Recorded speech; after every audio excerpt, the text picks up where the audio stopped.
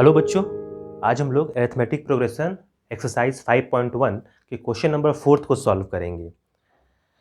इस क्वेश्चन में हम लोग को सबसे पहले बताना है कि गिवन टर्म्स जो है एपी में है या नहीं। अगर एपी में है तो नेक्स्ट 3 टर्म्स भी फाइंड करना है। ठीक है, तो फर्स्ट क्वेश्चन को देखते हैं। फर्स्ट क्वेश्चन है 2, 4, 8, 16 एंड सो ऑन, इस तरह से। तो पता करना है कि 2, 4, 8 और 16 जो है ये एपी में है या नहीं। सबसे पहले हम लोग कॉमन डिफरेंस निकालते हैं और फर्स्ट टर्म लिखते हैं। फर्स्ट टर्म यहाँ पे क्या होगा? फर्स्ट टर्म हम लिख सकते हैं a इक्वल्स टू 2, इसको फर्स्ट टर्म कहेंगे।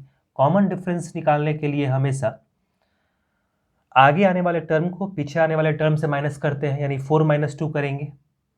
4 - 2 ये क्या होगा? 2। अगेन चेक करने के लिए 8 - 4 करेंगे। 8 - 4 इक्वल्स टू 4। तो क्या कॉमन डिफरेंस बराबर है? नहीं है, इसलिए कहेंगे कि ये जो सीक्वेंस दिया गया है जो टर्म्स का, वो एपी में नहीं है। क्लियर है? फर्स्ट टर्म क्या था? 2। कॉमन डिफरेंस निकाले तो हम लोग 2, 4, अगेन 16 - 8 करेंगे तो 8। तो इस तरह से देख रहे हैं कॉमन डिफरेंस बदल रहा है, और एपी में कॉमन डिफरेंस क्या होता है? हमेशा कांस्टेंट होता है। तो इसको कहेंगे कि एपी में नहीं है। नेक्स्ट प्रॉब्लम देखते हैं। 2, 5/2, 3, 7/2, सो इस तरह से दिया गया है। 2, 5/2, 3, 7/2। फर्स्ट टर्म लिख लेते हैं। a इक्वल्स टू कितना हो जाएगा? 2। इसको फर्स्ट टर्म कहेंगे। कॉमन डिफरेंस निकालने के लिए 5/2 - 2 करेंगे। 5/2 - 2 that is equals to 5 - 4 divide by 2 that is equals to half. AP में होने के लिए अगेन जो कॉमन डिफरेंस निकालेंगे उसका भी हाफ होना चाहिए। तो कॉमन डिफरेंस सेकंड से अगर निकालेंगे 3 - 5/2, 3 - 5/2 that is equals to 6 - 5 divide by 2 that is equals to again half. और इसी तरह से 7/2 - 3 करेंगे तो भी क्या होगा? हाफ। तो कहेंगे कि गिवन टर्म्स जो है एपी में है। ये जो गिवन टर्म्स है वो एपी में होगा। अब क्वेश्चन में दिया गया है कि अगर एपी में है तो फर्स्ट टर्म फाइंड करो, कॉमन डिफरेंस फाइंड करो, और उसके बाद नेक्स्ट 3 टर्म्स फाइंड करो, यानी 7/2 के बाद और 3 टर्म्स निकालना है। तो हम लोग फर्स्ट टर्म निकाल पाए, a equals to 2, common difference कितना हो गया? हाफ। अब इसके आगे और 3 टर्म निकालना है। तो हम लोग 7/2 में अगर हाफ जोड़ देंगे तो नेक्स्ट टर्म मिलेगा। तो 7/2 में अगर हाफ जोड़ देंगे तो कितना हो जाएगा? 8/2 दैट इज इक्वल्स टू 4। ठीक है, एक ये टर्म हो गया। 4 में अगेन हाफ जोड़ देंगे तो नेक्स्ट टर्म मिलेगा। 4 में अगर हाफ जोड़ दे तो नेक्स्ट टर्म मिलेगा। तो 4 × 2 8 + 1 9/2, ये सेकेंड टर्म हो गया। यहाँ से सेकेंड टर्म 7/2 के बाद से, ठीक है, 7/2 के बाद क्या होगा? 4, अगेन 9/2 होगा, और उसके बाद हाफ अगर जोड़ते हैं 9/2 में हाफ जोड़ देंगे तो ये हो जाएगा 5। 9 + 1 10 डिवाइड बाई 2 5 हो जाएगा। तो नेक्स्ट 3 टर्म्स क्या हो जाएगा? 4, 9/2 और 5। 7/2 के बाद हम लोग लिख सकते हैं 4, 9/2, 5, और इसी तरह से हाफ जोड़ते चलेंगे, नेक्स्ट टर्म मिलता जाएगा। तो प्रॉब्लम में दिया गया है कि अगर एपी में है तो फर्स्ट टर्म निकालना है, कॉमन डिफरेंस निकालना है, और साथ ही साथ नेक्स्ट 3 टर्म्स भी निकालना है। तो यहाँ नेक्स्ट 3 टर्म्स क्या होगा? 4, 9/2 और 5। क्लियर है? अब नेक्स्ट प्रॉब्लम पे चलते हैं। नेक्स्ट प्रॉब्लम जो है वो है -1.2, -3.2, -5.2 एंड -7.2, और इसके आगे भी टर्म्स हैं। तो फर्स्ट टर्म क्या होगा? हम लिख सकते हैं first term a equals to -1.2। ये फर्स्ट टर्म हो गया। अब एपी में है या नहीं इसको चेक करना होगा। सबसे पहले कॉमन डिफरेंस निकालेंगे। d इक्वल्स टू लिख सकते हैं -3.2। -3.2 में से माइनस इसको घटाना है, तो माइनस ऑफ -1.2। यहाँ पे ध्यान देना होगा, माइनस और ये पहले से नेगेटिव है तो इसको ब्रैकेट में लिख लेंगे। तो ये कितना हो जाएगा, -3.2 प्लस 1.2, ये हो जाएगा 0 -2। तो कॉमन डिफरेंस कितना हो गया, -2। अब यही कॉमन डिफरेंस -2 इन दो के बीच में भी होना चाहिए, तो चेक करते हैं।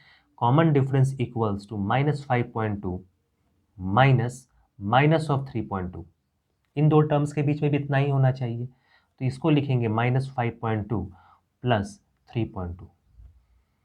अगेन क्या होगा, -2। इसका मतलब है कि ये गिवन टर्म्स जो है क्या है, एपी में है। अगेन -5.2 और -7.2 में कॉमन डिफरेंस निकालेंगे तो -2 ही कॉमन डिफरेंस होगा। तो गिवन प्रॉब्लम में हम लोग ए निकाले, कॉमन डिफरेंस निकाल पाए। अब हम लोग को -7.2 के बाद और 3 टर्म्स लिखना होगा। तो -7.2 में अगर -2 ऐड कर दें तो नेक्स्ट टर्म मिलेगा। तो -7.2 में प्लस करना है कितना, -2 कॉमन डिफरेंस।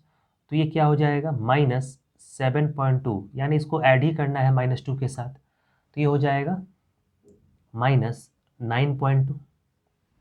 अगेन -9.2 में -2 ऐड करेंगे, -9.2 में प्लस -2 ऐड करेंगे, तो ये हो जाएगा -9.2 -2, दैट इज इक्वल्स टू -11.2, ऐसा होगा। और नेक्स्ट टर्म क्या होगा, -11.2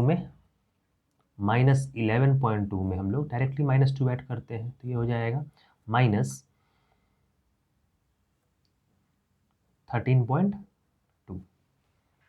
तो हम लोग 7.2 -7.2 के बाद क्या लिख सकते हैं, -9.2 -11.2 एंड -13/2। तो ये गिवन प्रॉब्लम का सॉल्यूशन हुआ। नेक्स्ट प्रॉब्लम पे चलते हैं, क्वेश्चन नंबर 4 पे। नेक्स्ट प्रॉब्लम है -7 -10 -6 -2 एंड 2। फर्स्ट टर्म क्या हो जाएगा यहाँ पे, a इक्वल्स टू लिख सकते हैं -10। अब कॉमन डिफरेंस चेक कर लेते हैं। कॉमन डिफरेंस हो जाएगा -6 माइनस ऑफ -10, ऐसा लिखेंगे। ये हो जाएगा -6 प्लस 10, और 10 - 6 कितना हो जाएगा, 4। कॉमन डिफरेंस एपी में होने के लिए नेक्स्ट दो टर्म में भी कॉमन डिफरेंस क्या होना चाहिए, 4। तो -2 -6 करके देखते हैं। -2 minus of -6, that is equals to -2 plus 6, that is again 4। इसी तरह से 2 और -2 में भी वही अंतर आएगा, वहाँ भी चेक कर सकते हैं। Common difference 2 minus of -2, that is equals to 2 plus 2, that is equals to 4। इस तरह से हम लोग देख रहे हैं कॉमन डिफरेंस सभी के बीच में बराबर है, तो कहेंगे कि गिवन टर्म्स क्या है, एपी में है। अब एपी में है तो नेक्स्ट 3 टर्म्स भी फाइंड करना होगा। तो 2 में अगर 4 जोड़ते हैं तो नेक्स्ट टर्म मिलेगा, तो 2 में 4 जोड़ते हैं 6 हो जाएगा। इसके बाद 6 में अगर 4 जोड़ेंगे तो 10 मिलेगा, और 10 में 4 जोड़ते हैं तो 14। तो इस तरह से हम लोग नेक्स्ट 3 टर्म्स भी लिख पाए कि 2 के बाद क्या आएगा, 6, 6 के बाद 10, 10 के बाद 4। तो गिवन प्रॉब्लम का सॉल्यूशन इस तरह से हम लोग करेंगे। नेक्स्ट प्रॉब्लम पे मूव करते हैं, प्रॉब्लम नंबर 5 पे। गिवन टर्म्स है 3 plus √2, 3 plus 2√2 and 3 plus 3√2। Check करना है कि एपी में है या नहीं। सबसे पहले फर्स्ट टर्म लिखते हैं, a इक्वल्स टू क्या लिख सकते हैं, 3। कॉमन डिफरेंस निकालते हैं एपी में चेक करने के लिए। 3 प्लस √2, 3 प्लस √2 -3 करना होगा, तो 3 से 3 कैंसिल हो गया, ये हो जाएगा √2। यहाँ रेडिकल साइन है इसलिए ध्यान दे के कॉमन डिफरेंस निकालना होगा। तो √2 हो गया कॉमन डिफरेंस। अगेन यहाँ पे चेक करेंगे, 3 प्लस 2 √2 में से माइनस करेंगे, 3 प्लस 2√2 माइनस 3 प्लस √2, ऐसा लिखेंगे। That is equals to 3 plus 2√2 minus 3 minus √2, ऐसा होगा। 3 से 3 कैंसिल आउट कर सकते हैं, 2√2 में से √2 माइनस करेंगे तो क्या होगा, √2। तो हम लोग देख पा रहे हैं कि जो कॉमन डिफरेंस है वो सेम है।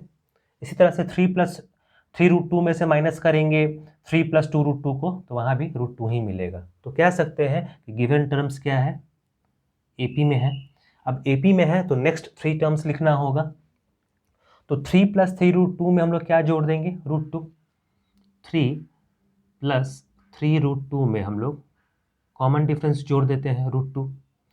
तो ये √2 इसके साथ ऐड हो जाएगा। 3 + 1 कितना हो जाएगा? 4।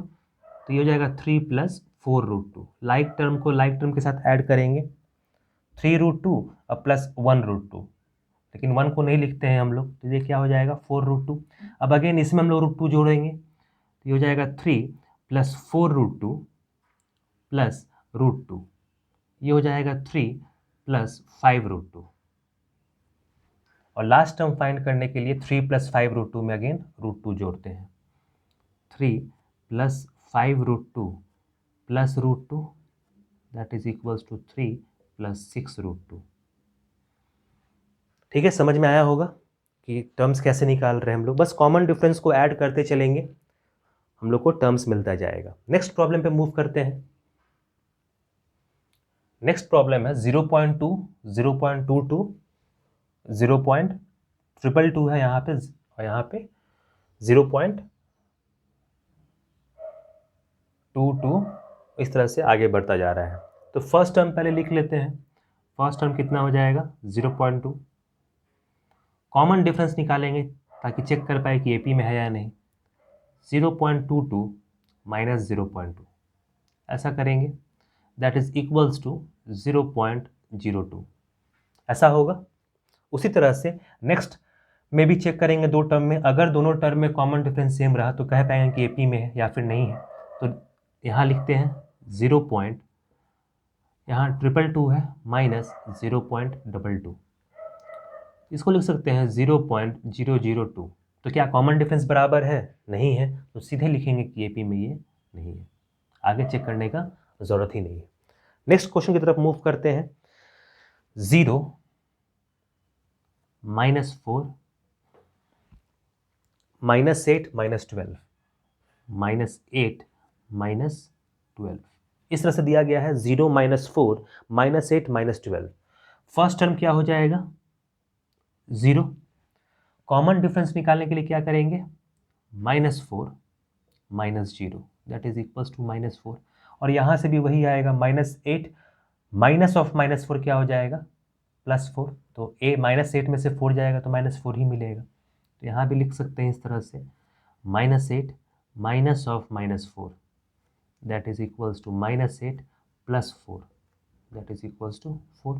तो कॉमन डिफरेंस हमेशा बराबर रहने वाला है, तभी तो AP में होगा। इसको कहेंगे कि AP में है। जब AP में है तो नेक्स्ट 3 टर्म्स निकालना होगा। तो -12 में यहाँ -4 होगा, ठीक है, यहाँ पे -4। तो -12 में हम लोग को -4 ऐड करना होगा।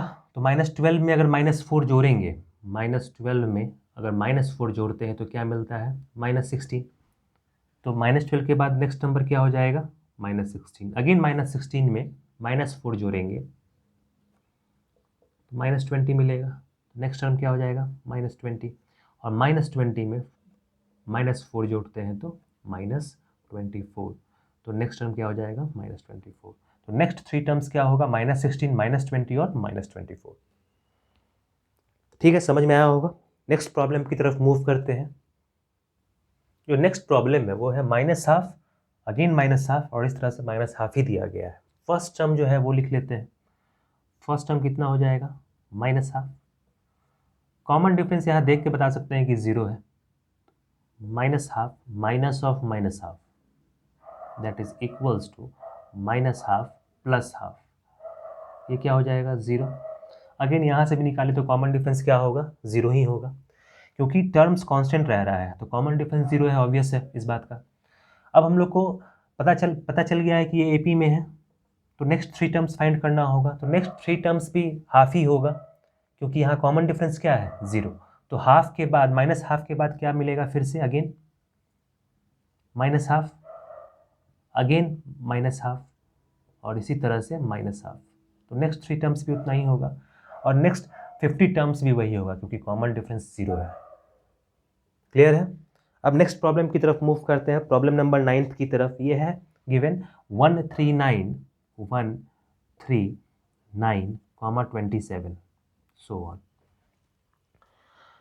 इसको चेक करना है तो फर्स्ट टर्म क्या हो जाएगा 1, कॉमन डिफरेंस देख लेते हैं कितना है, 3 - 1 करेंगे तो कितना मिलेगा 2, और यहाँ 9 - 3 करेंगे तो 7, d = 9 - 3 = 7। तो ये AP में नहीं है, कॉमन डिफरेंस नहीं है बराबर, इसलिए तो इसमें कुछ चेक करने का ज़रूरत ही नहीं है, आगे बढ़ने का ज़रूरत नहीं है। अगर AP में है तो हम लोग को नेक्स्ट 3 टर्म्स फाइंड करना है। नेक्स्ट प्रॉब्लम की तरफ मूव करते हैं। नेक्स्ट प्रॉब्लम जो दिया गया है वो है A, 2A, 3A and 4A। तो ये देख के ही पता कर सकते हैं कि AP में है। फर्स्ट टर्म क्या हो जाएगा A, फर्स्ट टर्म को क्या लिख सकते हैं, ये A हो जाएगा फर्स्ट टर्म। कॉमन डिफरेंस कैसे चेक करेंगे 2A - A, कॉमन डिफरेंस हो जाएगा 2A - A that is equals to A। यहाँ पे भी कॉमन डिफरेंस क्या होगा A ही होगा, 3A - 2A करेंगे तो A होगा, उस तरह से 4A - 3A क्या हो जाएगा A। इसका मतलब है कि ये AP में है, और AP में है तो नेक्स्ट 3 टर्म्स फाइंड करना होगा। तो 4A में अगर A जोड़ दें, 4A में अगर कॉमन डिफरेंस जोड़ दें तो नेक्स्ट टर्म मिलता है 5A, 5A में अगर A जोड़ेंगे तो 6A, एंड फाइनली 6A में अगर A जोड़ते हैं तो ये हो जाएगा 7A। तो नेक्स्ट 3 टर्म्स कितना हो जाएगा यहाँ पे 5A, 6A और लास्टली 7A, और सो ऑन, इस तरह से बढ़ता चला जाएगा। लेकिन हम लोगों से केवल 3 टर्म्स पूछा जा रहा है तो 3 टर्म्स ही निकालेंगे। तो इस तरह से इस प्रॉब्लम को सॉल्व करेंगे। अब नेक्स्ट प्रॉब्लम की तरफ मूव करते हैं। गिवन प्रॉब्लम में टर्म्स दिया गया है A², A³ एंड A4। ये हम लोग देख के ही बोल सकते हैं कि AP में नहीं है। फर्स्ट टर्म क्या हो गया A, कॉमन डिफरेंस कैसे चेक करेंगे A² - A हो जाएगा, और यहाँ पे कॉमन डिफरेंस क्या हो जाएगा A³ - A²। तो दोनों बराबर नहीं है तो क्या देंगे AP में ये बिल्कुल नहीं है। इसी तरह से A4 - A³ हो जाएगा नेक्स्ट कॉमन डिफरेंस, तो ये AP में नहीं है, ये GP में है। हम लोग नेक्स्ट क्लास 11th में इस टॉपिक को पढ़ेंगे, ये GP में है। जिस तरह से AP में कॉमन डिफरेंस से कोई चीज़ आगे बढ़ता है, कोई टर्म्स आगे बढ़ता है, GP में प्रोडक्ट में बढ़ता है। जैसे ये प्रोडक्ट में बढ़ रहा है, A इंटू A किए तो A² मिला, A² इंटू A करेंगे तो A³ मिलेगा। ऐसा ऐसा है ये, इस तरह से अगर ये A है, फिर अगेन A इंटू A करेंगे तो A² मिलेगा, A into A² into A करेंगे तो A³ मिलेगा, और A³ इंटू A करेंगे तो A4 मिलेगा। इसका मतलब यहाँ कॉमन डिफरेंस कितना है A, और ये प्रोडक्ट के रूप में है। ठीक है, तो ऐसे टर्म्स को हम लोग GP में कहते हैं, ज्योमेट्रिक प्रोग्रेशन में कहते हैं। तो ये अभी नहीं पढ़ना है, बस एक आइडिया दे दिए कि ये GP में है। नेक्स्ट प्रॉब्लम की तरफ मूव करते हैं। नेक्स्ट जो प्रॉब्लम दिया गया है वो है √2, √8, √18 और √32। इसको सॉल्व करने से पहले सिंप्लीफाई कर लेते हैं पहले, ताकि आसानी से चेकआउट कर पाएँ कि ये AP में है या नहीं। सबका प्राइम फैक्टराइजेशन के फॉर्म में लिख लेते हैं। √8 को क्या लिख सकते हैं, 8 को अगर प्राइम फैक्टराइजेशन से सॉल्व करें तो इस तरह से लिख सकते हैं, 2√2 लिख सकते हैं, तो ये √2 हो जाएगा। इसको लिख सकते हैं 2√2। अब √18 को चेक करते हैं किस फॉर्म में लिख सकते हैं। इसको ऐसा लिख सकते हैं, 3√2 लिख सकते हैं, और √32 को लिख सकते हैं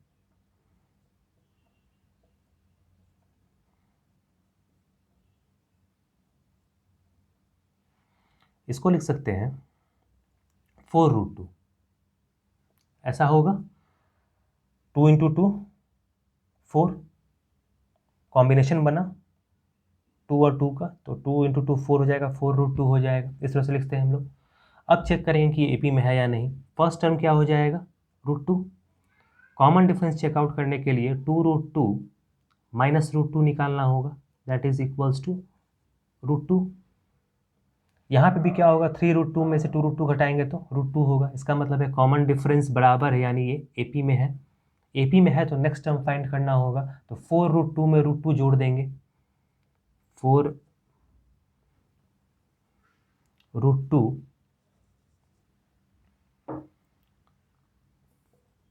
प्लस √2 करेंगे तो हो जाएगा 5√2, अगेन 5√2 में √2 अगर जोड़ते हैं तो ये हो जाएगा 6√2 एंड 6√2 प्लस √2 ये हो जाएगा 7√2। तो नेक्स्ट 3 टर्म्स क्या हो जाएगा, 5√2, 6√2 और 7√2। तो जब भी रेडिकल साइन रहे, रूट रहे, तो उसको पहले सिंप्लीफाई कर लेंगे प्राइम फैक्टराइजेशन के फॉर्म में, ताकि सभी टर्म्स में लाइक टर्म्स दिखाई दे, तब कॉमन डिफरेंस निकालना आसान हो जाएगा।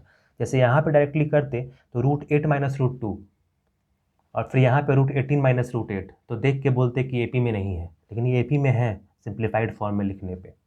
तो जब भी रेडिकल साइन के फॉर्म में मिले तो जितना हो सके पॉसिबल उसको सिंप्लीफाई कर लेंगे, उसको छोटा फॉर्म में बना लेंगे, उसके बाद सॉल्व करेंगे। नेक्स्ट प्रॉब्लम की तरफ मूव करते हैं। यहाँ पे जो टर्म्स दिया गया है वो है √3, √6, √9, इस तरह से सो ऑन। तो इसको चेक करना है। तो फर्स्ट टर्म क्या हो जाएगा, √3, इसको फर्स्ट टर्म कह सकते हैं, और कॉमन डिफरेंस कितना हो जाएगा, √6 माइनस √3। इसको प्राइम फैक्टराइजेशन से और सॉल्व नहीं कर सकते हैं, इसलिए √6 माइनस √3 लिखेंगे। इसी तरह से √9 माइनस √6 लिख सकते हैं। कॉमन डिफरेंस क्या हो जाएगा, √9 माइनस √6। तो ये बराबर नहीं है, तो इसको कहेंगे कि एपी में नहीं है। ठीक है, कॉमन डिफरेंस बराबर होना चाहिए तभी तो एपी में होगा। नेक्स्ट प्रॉब्लम में 1 स्क्वायर इस तरह से दिया गया है, 1 square, 3 square, 5 square and 7 square, 5 square, 7 square, so on. इसको सिंप्लीफाई कर लेते हैं ताकि कॉमन डिफरेंस निकाल पाए। 1 स्क्वायर कितना होगा, 1, 3 स्क्वायर क्या होगा 9, 5 square 25, 7 square 49 and so on.